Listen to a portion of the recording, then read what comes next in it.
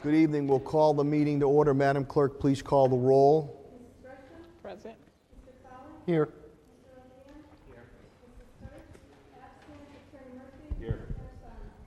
Here, present. For the record, School Committee Woman Denise Hurst is away on a women's conference, so she sends her regrets. If we could all please rise for a moment of silence, which I'd like to dedicate to the families affected by Hurricane Harvey, and our thoughts and prayers with Hurricane Irma that is coming up the coast also. Thank you. And now we'll go to the Pledge of Allegiance.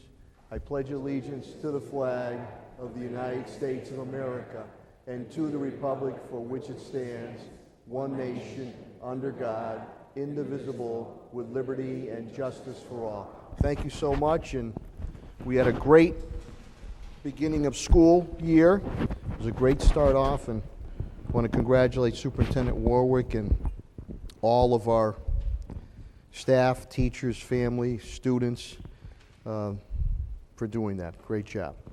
We'll now move to the Section 2, approval of minutes on June 20th, 2017, the regular school committee meeting. Any questions or comments? Okay. Second. All those in favor, say aye. All those opposed, the ayes have it.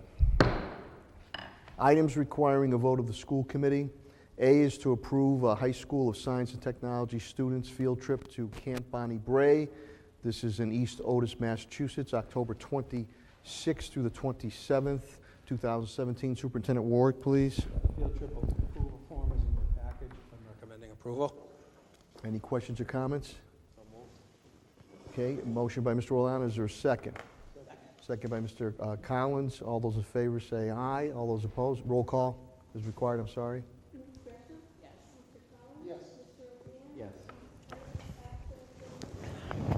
Yes, more sufficient votes, this matter passes. Thank you very much. B is to approve the awarding of a City of Springfield diploma to Daniel Morgan. Superintendent Warwick. Yeah, student in an out-of-district placement completed all the requirements for a diploma. Dr. Yolanda Johnson went through and verified everything, recommending approval. There's a memorandum in your package. Thank you, Superintendent Warwick. Any questions or comments? Hearing none, there's a motion on the floor. Say again here. There's a motion on the floor. Motion by Mr. Collins, second by Mr. Roland. Roll call vote is required. Madam Clerk, please call the roll. Yes. Yes. Yes, more sufficient votes, this matter passes. Congratulations, Mr. Morgan. Awarding approval to awarding a City of Springfield diploma to Jordan Alexander. Superintendent Warwick. Yeah, same circumstance, recommending approval. The memorandum is in your package. Thank you, Superintendent Warwick. Motion by Mr. Rolando, second. Second by Ms. Gresham. Roll call vote is required. Madam Clerk, please call the roll. Yes. Yes, more than sufficient votes, this matter passes. Thank you. Congratulations to Jordan Alexander. Approve the awarding of the City of Springfield diploma to Destiny Landry. Superintendent Warwick. Yeah, same recommendation for Destiny Landry. Thank you, Superintendent Warwick. And motion by Mr. Rolando, is there a second? Second by Ms. Gresham. Roll call vote is required. Madam Clerk, please call the roll. Yes. Yes, more than sufficient votes, this matter passes. Congratulations to Ms. Landry. E is to approve the awarding of a City of Springfield diploma to Corey Ann Kruger McQueen. Superintendent Warwick. Yep, same recommendation for Corey Ann Kruger McQueen. There's a memorandum in your packet. Thank you, Superintendent Warwick. Is there a motion? Motion by Ms. Gresham, second by Mr. Roland. Roll call vote is required. Madam Clerk, please call the roll. Yes. Yes, more than sufficient votes, this matter passes. Congratulations to Ms. Kruger McQueen. F is to approve revisions of the Springfield Public Schools English Language Learner Policy. This is a second vote. Superintendent Warwick. Thank you, Mayor. As you recall, back in June, we had a subcommittee meeting on this. The subcommittee approved it, recommended it to the full committee, and the full committee approved the changes. We made some changes to the policy. Kerry Martins and Stefania are here if you have any questions about it. It's just a second reading of the same approval. Any questions or comments? Hearing none, I believe there's a motion by Mr. Roland. Is there a second? Second. Second by Attorney Vice Chair Peter Murphy. Roll call vote is required. Madam Clerk, please call the roll. Yes. Yes, more than sufficient votes, matter passed. Thank you, everybody, for your work on this. Section 4 is informational discussion items. A is the Springfield Department of Health and Human Services pursuit of new regulations to prohibit the issuance of new tobacco sales permits within 500 feet of the school zone. Superintendent Warwick? Yeah, thank you, Mayor. This came through our subcommittee, our safety subcommittee. Maybe, Barbara, you'd like to tee it off for us? Yes, thank you. It came through our subcommittee meeting back in June, and the Springfield Department of Health and Human Services had a representative to talk to us, and he wanted to come back and talk to the full committee. So he's here tonight. Superintendent Warwick? So if, Neville, you can come up and make your presentation at school committee. I'm just trying to get this information across to the Could you school please committee. identify yourself to the viewing audience, too, please? Pardon? Could you please identify yourself to the viewing audience, too? Oh, sorry. My name is Neville Anglin. I'm from the Department of Health and Human Services. I am the tobacco control person for the city of Springfield. Thank you, Nell. And we're currently pursuing some regulations, but the one I want to highlight this evening is we're pursuing banning or regulating the sales of tobacco within 500 feet of a school zone. I just want to make it clear that whoever is already there will not be affected by this. You know, it's new people who would try to open a business within 500 feet of a school zone, and we're trying to stop that from happening. And the reason why is that kids all over the city are buying these products. Cigarettes, they're not buying cigarettes anymore. Cigarettes are too expensive. So you see these little like blunt wraps, or they have some they call game, and those are like 2 for 99 cents in a package. And they can just go up and buy those things. So we're doing compliance checks in the city of Springfield. And when we go around, we have young people that we work with. They're specially trained by a program from the FDA, and they also get some of the training from me in the office. So we bring them out in the street to try to make purchases. And when they make purchases, we would find these people. And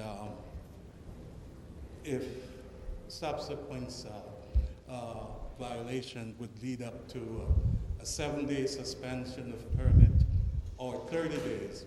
Currently we have about 2 people, 2 different places on suspension right now. One is doing like a 30-day suspension because that was his 4th violation. Wow. We're trying to stop the sale within school zones. I don't know if you noticed, but when you go in stores, there are separate places in the stores that they set up this thing.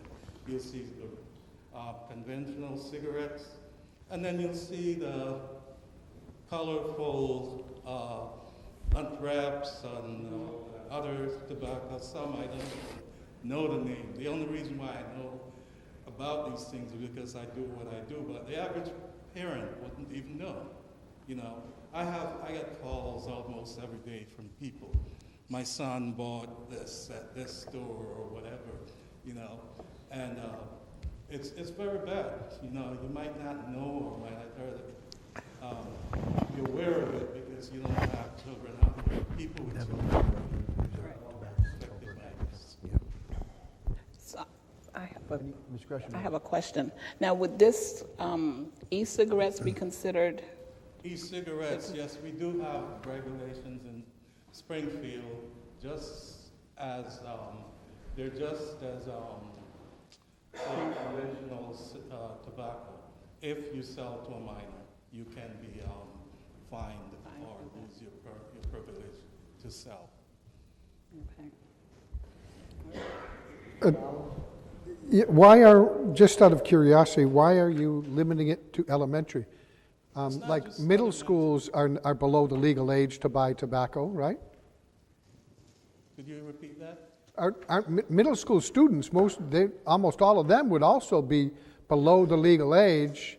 I'm just wondering why you didn't include middle schools. It's including all schools, Oh. all schools. I Not think he just was referring to where it says 500 It says elementary school. schools or secondary. I didn't, I'm not even aware that it says elementary school. It says but private, or secondary, okay. All right, sorry. Or secondary schools. Yeah. It's just school zone, period. Okay, so, yeah, we're pursuing other regulations too, but that's the one I want to talk to you about because it's affect the school, and I didn't want someone in the school department to hear about this and not knowing, what's going on out there. And so in the next few weeks, the commissioner will maybe have a hearing or something. And we're asking that for your support, Okay, all right. for these regulations. I wish I had enough time to tell you about all the other ones that we're pursuing. But I'm hoping that there'll be another time when I can talk about this. So thank you very much. Any other questions? One more question. And this is just for new applicants, new business opening up, right? Just new business. New business, The people who are already there will be grandfathered, rather than, okay, so it won't affect them. okay, thank you. Attorney Murphy, Vice Chair Murphy, no, go ahead. Vice Chair Murphy, please. Thank you very much. I always see you downtown. I know you're always working. So the new people, as Ms. Gresham said, who, if they do make a violation, they get shut down for 7 days. Is that what you said? Well, it's Or they could get shut first down. time it's just a fine. The first and second. The third violation, then there's a 7-day suspension, and the fourth is a 30-day and subsequent. And is that for the whole store gets shut down, or just their tobacco just the sales? tobacco permit? They just lose their privilege of selling tobacco products, and we ask them to remove all the tobacco products from the shelves. But they can sell whatever it is they, conduct business as usual. Thank you. Just can't sell it. Yeah. Now, Neville, thank you very much for your continued efforts on this, and I know with Commissioner Helen Carlton Harris, the procedures too, is this something that can be put across through specifically the health board, or I think there might have to be some city council and plus the licensing division too, as far as ratification of any type of change of law or ordinance on that. So I assume that process is being followed too? Right. I think she submits some of those Right. information to the law department, so Yeah. at some point we will hear what. And the zoning issues and stuff on that, so, okay. Any other questions or comments? Well, we appreciate this effort. If whatever we can do to stop young people from getting into smoking is worthwhile on it, because the health costs really outweigh any type of benefit at all, which there really isn't any benefit at all. So, any other questions or comments? Okay. Neville, thank you, and tell Helen thank you very much. Thank you very much. Thank you, Neville. Thank you.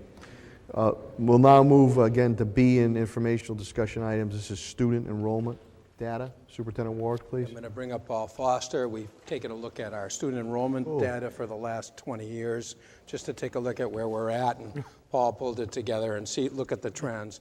But our data's been very, very steady for 20 years, and as you know, most of the districts in the Commonwealth have a declining enrollment they're dealing with, but as you can see here, it's been very, very steady. But Paul will walk you through a few items on that. Stats, that was a good dance move you had there, too. Good evening. Good. So as Superintendent Warwick said, I'm just going to give you a real quick 20-year retrospective on student enrollment in Springfield schools. It's good to do at the start of the year to see how we're doing on enrollment. So the handout in your packet, looks like everybody's got it.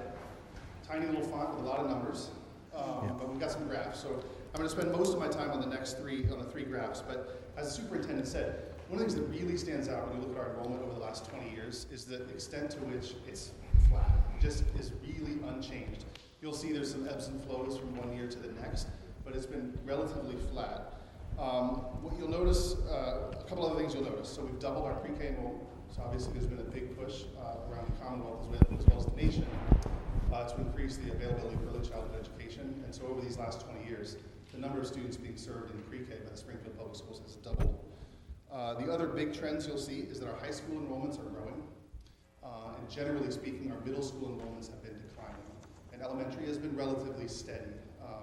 So if you go to the first graph, which is on the second page, this is just the total enrollment for the district over the last 20 years.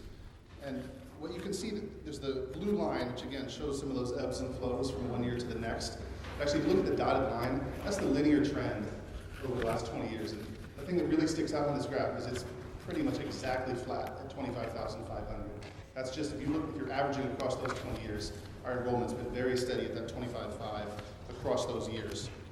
The next graph, this is meant to give you, it's a little bit busy. It's meant to give you a look at how the grade levels have changed over the last 20 years. And what I've done is I've broken it into 5-year increments. So you have 97 to 2002, 2002 to 2007, and so on. So you can get a sense, and you can see here what I already talked about. At the high school level, particularly 10, 11, and 12, you see that our enrollment in those grades is considerably up in the last 5 years compared to the last 15.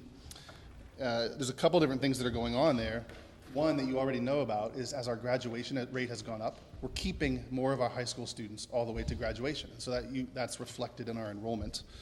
And again, as I mentioned before, you can see the declines in the middle school where our enrollments at each grade level were previously up around 2,000 in each grade level at the middle school level. We're tending to be more around 1,700 at each grade level now. And then the last graph is just another way to look at the information. This is the grade span. So you've got your pre-K, your K to 2, 3 to 5, 6 to 8, and 9 to 12. And again, the trends, I really talked about the trends already, but you see the doubling in the pre-K as we've gone from about 600 students 20 years ago to about 1,300 in the pre-K. And then if you look at the other, you can see with the yellow line, you can see, particularly in the last 10 years, a downward trend in middle school in 6 to 8. One thing to say about that, as more and more charter schools have opened serving Springfield students, many of those charter schools are serving 6-8. Now, some of them are serving all the way K-12, some of them are serving 6 to 12, but the 6-8 has been a concentration with the charter schools in Springfield, and I think you can see some of that reflected in the yellow line. The blue and the green, it's your K2 and your 3-5. Again, there's been some changes, but relatively flat. And then lastly, the dark blue line is the high school enrollment that I already spoke about, really going from 20 years ago, around 6,300 students enrolled in grades 9 to 13, up to about 7,200 now. And so that's really, again, the main theme here is our enrollment has been very steady across 20 years. Can I, Paul, just a quick question. I see the pre-K, and I think that's a testament to Superintendent Warwick and the administration and school committee that we put our money where our mouth is, because we've done pre-K initiatives, public-private partnerships. Barbara's well aware of that too, where we sunk in not only school money but city money on that. So taking full advantage of that. And I see the high schools have gone up, elementary stayed flat, but I think our move to the empowerment zone type aspect will probably, I believe, will solidify the middle school numbers with the combination of what we're doing in public and charter aspects. So, but you really doubled the pre-K, which is unheard of in other communities where you have to literally pay to have pre-K or even kindergarten on it. So that's a good feather in the cap, Superintendent Warwick and school committee administration on that. If there's any questions or Mr. Collins? Paul, grade 9 obviously sticks out like a sore thumb. Is that due to the grade structure of charters? The ninth graders are coming back in from charters into, is that what you think it's attributable to? Both charters as well as parochial. So ninth grade is very interesting for us. There's two things going on. when you look at the ninth grade being a lot larger than the other high school grades. One is we know for a fact that we pick up a lot of students in ninth grade who may have been charter or homeschool or parochial school up through eighth grade, and then they decide for a variety of reasons they want to be in our high schools starting in ninth grade. The other factor previously, so in some of the prior year data, what you see in that ninth grade is we had a high retention rate, and we've dramatically reduced our ninth grade retention rate, which is directly related to increasing the grad rate. And so where you'll see like on the second to the last graph, significant decline in ninth grade enrollment. That's a reflection of we're keeping those students and promoting them to 10th grade. And so then you see the increases in enrollment in 10 to 12 as we've kept those students.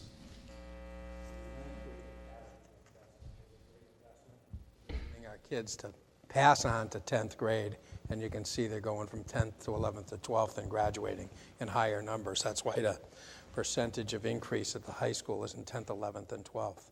But we had a really problematic ninth grade retention rate that was really handicapping our kids relative to graduation in the past that we've conquered here. But we're also moving them through, so the overall high school enrollment is up. It's a good news story. I know that many of the school committee members were able to, the first day of school, to be at some of the schools. I was able to be at a couple, Duggan and my alma mater, High School of Commerce, and the superintendent's comments. We're doing an ninth grade honors academy there too, to make sure on retention of it. So these are all cutting edge initiatives that we're doing. Mr. Collins? Just for the public, explain grade 13, because that might surprise some people to see it on the chart. Certainly. So for a subset of our students with special needs, one of the things that we're required by law for a certain subset of our population to service them until they turn 22. And so just the way the state classifies those students is grade 13. I don't think people realize that, what the administration and staff and teachers do, that, again, we don't turn anybody away. And other systems don't have that capacity.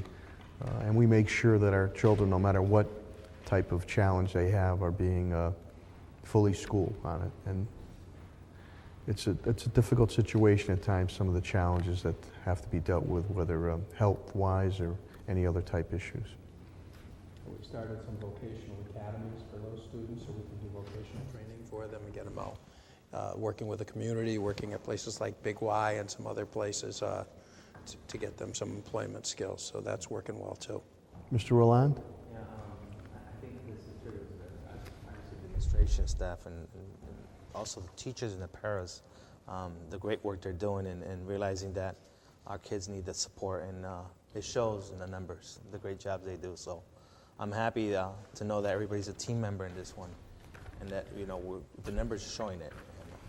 I'm shocked though, because the ninth grade really, I didn't think ninth grade was that much of an increase, which shocked me a lot, but that's good. Thank you, Mr. Roland. Any other questions or comments?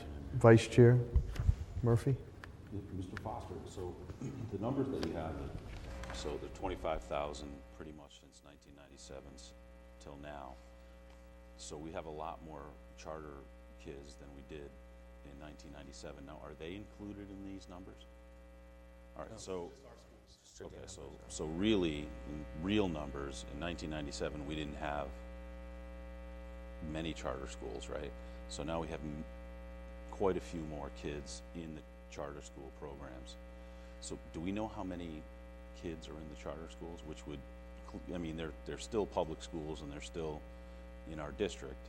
So do we know how many there are? Not off the top of my head, but we can certainly get that to you. I mean, Yeah, but we it's got to be in absolutely the thousands, right? We have access to it. I would say that we would be up close to 4,000, I think. To really Don't quote me on that. I will get you the numbers. Yes. Yeah. But many of them are in charter schools now, and that's maybe 3,000 or 4,000 Right. more kids, right? Yeah, and I think one of our next steps is to take a look at, having looked at this data, I think we want to dig a little deeper, because one of the questions is where we don't have visibility is into private schools, homeschooling. We have some visibility into homeschooling, I should say, but just to understand, because you're making the point that it seems like there's just a lot more kids in public schools generally than there were 20 years ago. I think we want to look at the data to see what we can understand about why that is. And that charter school number, in all likelihood, is going to continue to grow over the next few years because Veritas Bay State have not filled out their grades yet, right? Yeah. So they're either gonna take kids from our public schools and put them in charters, or our population is gonna grow and they could potentially go to charters. Is that fair to say? I think it's fair to say there's likelihood that there'll be increasing numbers, yeah. Now, but again, with some of the charters, some have succeeded, and but there's been a number, I think 3 or 4 that have failed here in the city of Springfield. And again, we have that DESE does that.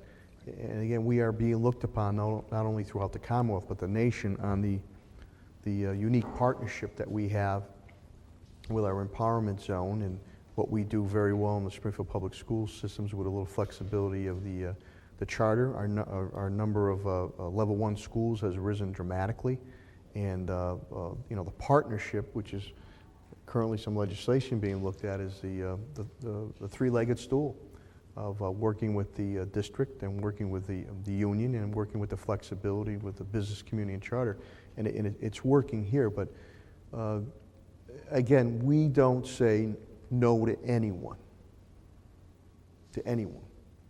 And again, there's been some charters that have worked fine, but there has been a number that have failed, and that has to be noted too. The other thing we should not to forget is from 97 to 07, there was a much more robust parochial school system. Yeah. That has disappeared. Yeah. Yes. So part of that, it's almost like charter and parochial, the numbers have almost balanced themselves. Yeah, we've seen that because we probably at one time had 15 parochial schools in the city of Springfield. They've declined their enrollment drastically, and the charters have picked that up. But our enrollment, even though the charter enrollment's increased, has been amazingly steady, and I'd attribute at least part of that to the decrease in the parochial enrollment. And again, we've testified on it before. Our ask has always been the reimbursement, that we're getting our fair share for our kids. That's always been the ask. Any other questions or comments, Mr. Foster? Okay, hearing none. Thank you, Paul, very much. Thanks, staff. Thanks, Paul. We'll now move to reports of standing committees, school relations, parent concerns. No reports, Mr. Thank you, Ms. Gresham. B, Buildings and Maintenance Committee. No report. Thank you, Mr. Collins. C, Legislative and Contracts Committee. Okay, no report on that. D is Curriculum and Programs Committee. That's Mrs. Hurst. Denise, again, is away on a women's conference. E is Budget and Finance Committee, Mr. No Collins. report. Thank you, Mr. Collins. F is Vocational Education Committee. No report. Thank you, Mr. Orland. G is Technology Committee. Thank you, Vice Chair Attorney Peter Murphy. H is School Safety Committee. No reports, Mr. Mayor. Thank you, Ms. Gresham. Now we'll go to the report of Superintendent. Superintendent Warwick, please. Yeah, I have some pieces in your packet on this. The first one is Perkins Grant. We received the Perkins Grant this year for Putnam, $682,408 to supplement programs in our vocational school, and you know what a success our Putnam Vocational School has been. Another major grant and that we received again this year was there's a informational piece in your packet from DESE, is the Sig Grant, and this year it's worth over $1 million. Assistant Superintendent Martinez and her team renewed these grants, so that'll be helping some of our struggling level 4 schools. So that's good news for us receiving that, because those are a competitive grant. They're not an automatic. All right. Next piece is another piece of good news. Putnam, as you know, for years we had the Air Force ROTC at Putnam. They no longer were willing to work with vocational schools where they had to adjust their scheduling. And Principal Johnson and his staff went out. We supported them. And we brought Marine Corps ROTC to Putnam. And they're starting this year. So I think that's great news for our kids, because our kids, even though they're in a voc and the schedule's tighter, the Marine Corps was willing to work with a vocational schedule and offer the kids those services. So that's got off this year. Another piece of really good news is there's a little informational piece about breakfast in the classroom. And Jean Clancy put this together for us, and it has to do with visits to the school nurses over the last 3 years because of abdominal concerns, hunger. And you can see that we went from 2,047 visits in 2014-15 down to 1984 and 15-16 and 1577. So we're the first system that's gone breakfast in the classroom through the entire system, and you can see a lot less kids heading down to the nurse because they're not feeling well. So that's a huge success for us. It's exactly what we wanted to accomplish. And the last piece is the contracts report, and that's in there for your information, and you can call Pat Roach or I if you have any questions. We had a great opening of school. I'd like to thank the staff for the opening. Everything was well organized. We had few issues with the number of buses we have, and as you can see, over 25,000 students moving. So the staff did a great job with the opening of school. I think we're off to a great start. I've been around to a lot of the schools, and things are going really well, including 3 of our alternative schools today, and was really impressed with the great work our staff is doing. So we've had a great start, and we're looking forward to a great year. Thank you, Superintendent Warwick. Any questions or comments pertaining to Superintendent Warwick's report? Okay, hearing none, we'll move to unfinished business. Say again, unfinished business. Hearing none, new business. Ms. Gresham? Question. I had a parent to ask me this morning about the ABA services, if they were cut.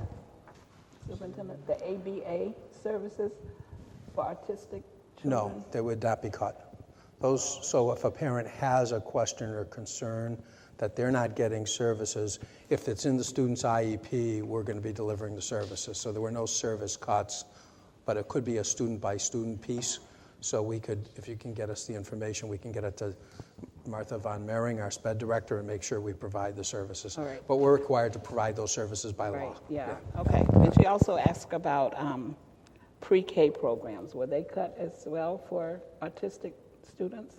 By law, we have to provide all of those, so we would be providing everything we need. Now, if we had a decline at a particular grade level, we could cut back on a class there. But typically, with those programs, we add to those programs every year because there's a growing population of students who need those services. Okay. So I if would you say have a we've question- added to those.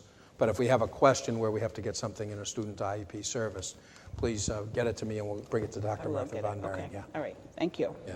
Mr. Roland? Too early on, but I did it one with Dan, superintendent at Brightwood, and I was impressed at the start how it started this year. And I'm impressed with Brightwood, the education piece, how they're strictly doing the new format, and they're doing great work there. I was impressed that the teachers and the paras were working, together as a team, and that was really nice to see that. And you can see the kids how happy they were. So you're seeing a change. A couple years ago it was a little different from what it is now. So I'm impressed and happy that to see the schools, local schools, are doing good, especially the lower poverty schools and lower neighborhoods. So, thank you. Thank you, I've Mr. been very impressed with the great job the teachers are doing through the system. I've probably been around to about 15 schools so far, and really great things happening. And our staff is doing a great job at every level. Our teachers, our paras, and our entire staff. Thank you. Thank you, Norm. Thank you, Superintendent. Any other new business? Okay, hearing none, is there a motion to adjourn? So moved. Motion by Ms. Gresham. Is there a second? Is there a second? Second. Okay. We're going to stay, yeah. Second by Mr. Roland. All those in favor say aye. All those opposed? The ayes have it. Good evening. Thank you for watching, and go Patriots.